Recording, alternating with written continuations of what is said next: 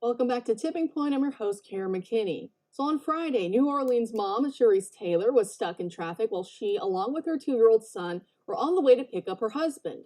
Suddenly, a man tried to enter the car through the passenger door. Taylor, an Air Force veteran, picked up a gun she had with her and, showing it to the would-be intruder, told him it's locked and loaded. Later, she told local news station WDSU, quote, "The crime is out of control and it's terrifying. At this point, having to use the same tactics that you use in Iraq and Afghanistan simply to navigate through the city, it's scary, and I'm not the only mom feeling this way," end quote.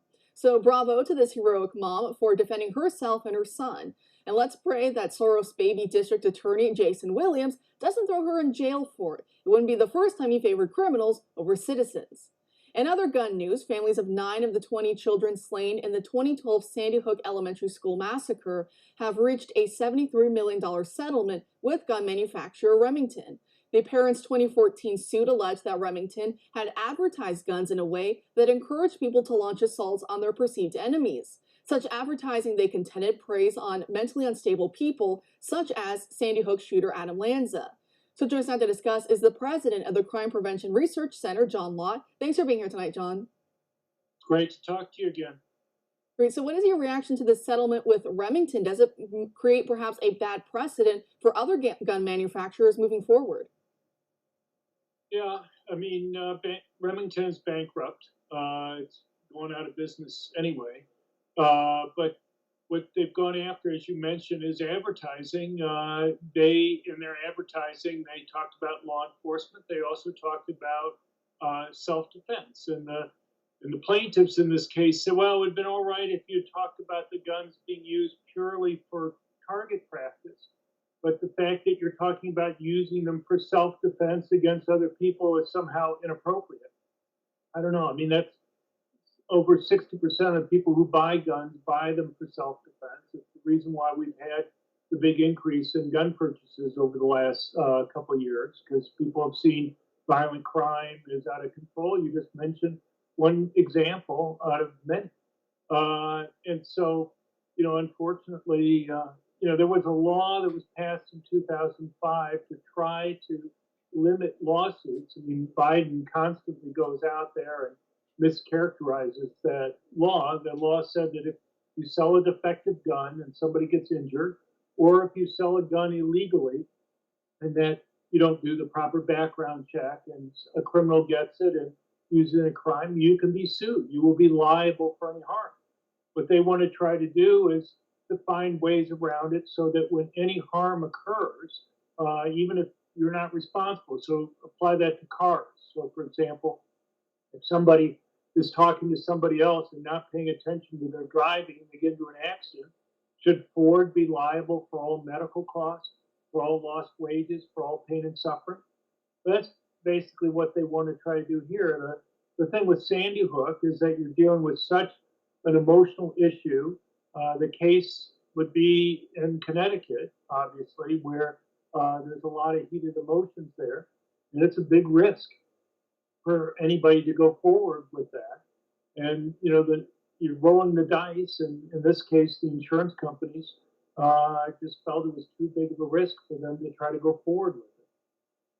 I think the car comparison is very apt, especially because if they're saying it's all about advertising, I mean, look at a lot of car commercials. They show these slick vehicles racing down, roads and taking corners, at fast speeds. And of course, anyone who gets into an accident after doing something like that can't say, "Oh, I'm suing," like you said, Ford, Toyota, or any of these other companies. So to me, that shows this is very ideological, as both you and I do know. And looking at that mother in New Orleans, Cherise Taylor, it's interesting that if Biden was there, he would say, "Oh, the real problem here with the increase in violence and violent crime is guns." And she was the one who actually was able to use her Second Amendment rights, her God-given rights, to protect herself and her child. But Biden would say that the gun itself, divorced of everything else, that is the problem. He says he wants to do a gun-first approach to violent crime. Where do you think that approach fails?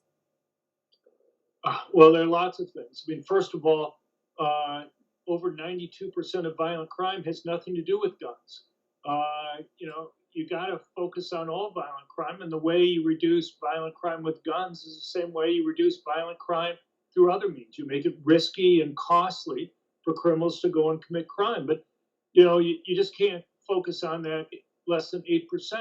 And beyond that, it's simply false for Biden to keep on saying that increases in gun crime are driving the increases in violent crime. Between 2019 and 2020, while violent crime did increase, violent crime with guns fell by 27%. That's the largest drop between 2 years that I've ever seen.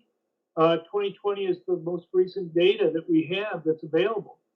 And so you can't go and say that guns are somehow driving the increase in violent crime when gun crime has been falling so dramatically. But the thing is, Biden missed a real opportunity with his speech. He could have gone there. He could have kind of had a so-called sister soldier type moment. He could have said, look, the district attorneys here are refusing to prosecute violent criminals. The city council has cut the New York City police budget by $1 billion per year. You have over half the inmates have been released from jails around the area.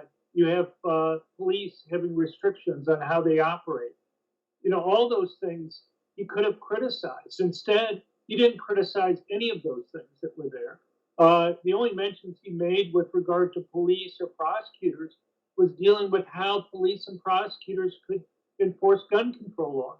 And look at the number one gun control law he put forward, this so-called going after so-called rogue gun dealers that are supposedly selling guns out of the back of their store to criminals.